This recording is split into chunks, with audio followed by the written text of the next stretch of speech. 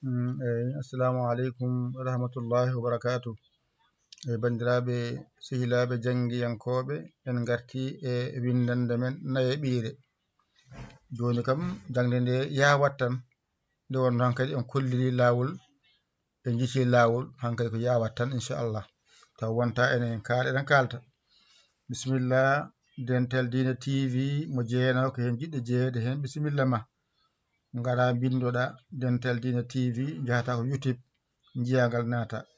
mbaɗa ballal ma ɗo 77 906 81 windande nayeɓire nde ha joni eɗen janga ja mawɗo e ja tokoso ni foti ko jangete e ja e hewde ko ɗo haaɗi ma woni ja mawɗo walla woni ja tokoso. Mawɗo o ko ni wayata, tokoso ko ni wayata. Allah wallino on noon mi holli on so tawi a naati hen no jangorto, mi hollino on so tawi I naati hen no jangorto, mi holli on so tawi ko e naati hen no jangorto. Hande kadi mi nanna hen o kadi jangen ɗo kadi gasa gasa won han kadi en gayni kadi ja masiyaɗo o wadda mi faama so wayi ni ay ja o waylaki ko o naati hen o wayli ja o wonti jo ay ja o waylaki ko o poɗɗo naati hen mbiɗa jo ay o ko ja o waylaki ko oɗo o naati e makko ngol lawol wonti oj ay ja o waylaki ko o mbaɗɗa hen tan wonti oj ay ɗo waylaki ja o nani o lumbuɗa hen tan wayli wonti joj ay ja o nani ko o lumbuɗa hen tan wonti joj. Nde a faami han kadi kala ko jiimi no wayni ko jo kala ko wayni jo kala ko wayni oj kala ko wayni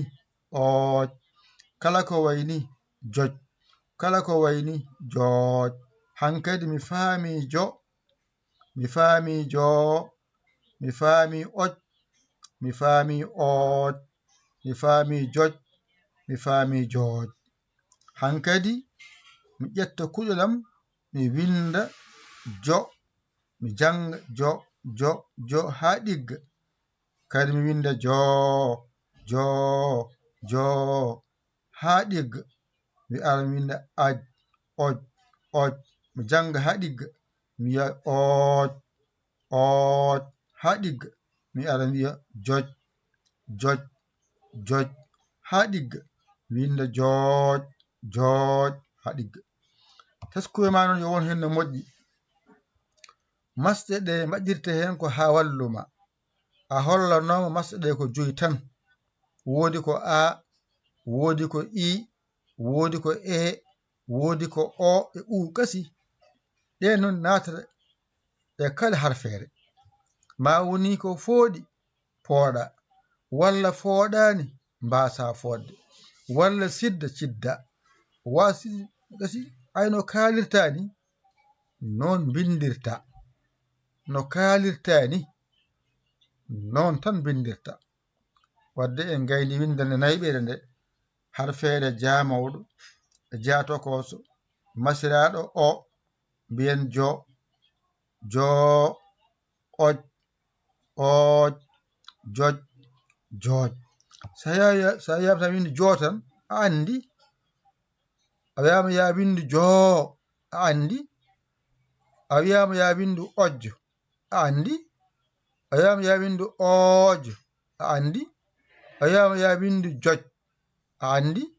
a wiyama ya windu joj a andi. Wadde limore mon gasi en gayni kadi o kadi timmi Allah walli on a timmi Allah walli on I o timmi Allah walli on e o timmi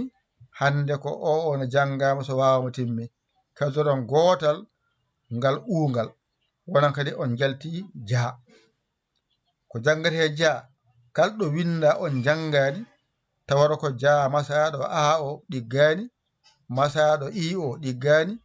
masaɗo e o ɗiggani masaɗo o ɗiggani masaɗo u ɗiggani ɗum tan woni fandare nde yaaru jam jam taw on keppani on kaaɓani ko janga hen famɗi heewi ɗigga ni foti ko janga hen famɗi hen heewi hen ɗigga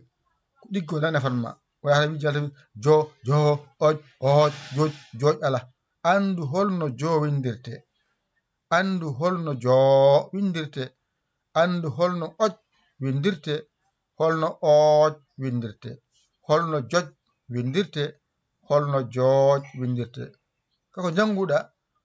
a hollama ɗum andu no windorto on paami ɗon ƴette kuɗi mon e karneji mon mbañirɗon janggoni ɗigga o ko musidɗo mon giɗo mon saabu Allah ya yaali ko Sénégal alhamdulillahi rabbil alamin on jarama salam numéro mon nan ɗon 77 906 14 81 mbaɗon hen balle moɗon e jinguere moɗon e duuso moɗon on jarama salam